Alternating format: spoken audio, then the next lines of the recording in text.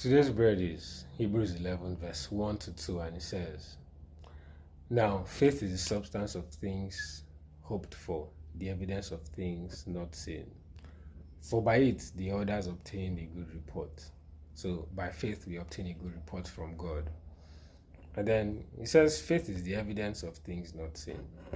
And I have a simple example for that. So let's say I transfer 5 million naira to a friend of mine. And then after an hour, he comes back to me and says that he hasn't seen the money, that he's currently looking at his bank app on his phone, but the money has not yet reflected there. And then after he tells me that, I generate the receipt of the transfer I made to him, and then I send him that receipt. And when he receives the receipt, he now receives the evidence of the transfer I made. That's the money that has not yet been seen in his account. So that receipt serves as the evidence of the money, the 5 million naira that has not yet been seen in his account.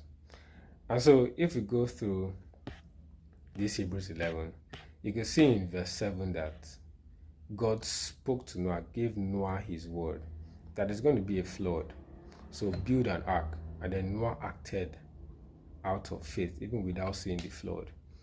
And then God told Abraham in verse 8 that he should go to a place that he didn't know about. And Abraham acted because God spoke his word. And then in verse 11, God spoke to Sarah that she was going to deliver a child, even when she was past the age.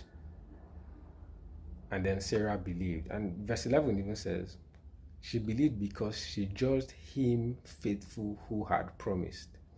So their faith was really just anchored on the word of God, what God said.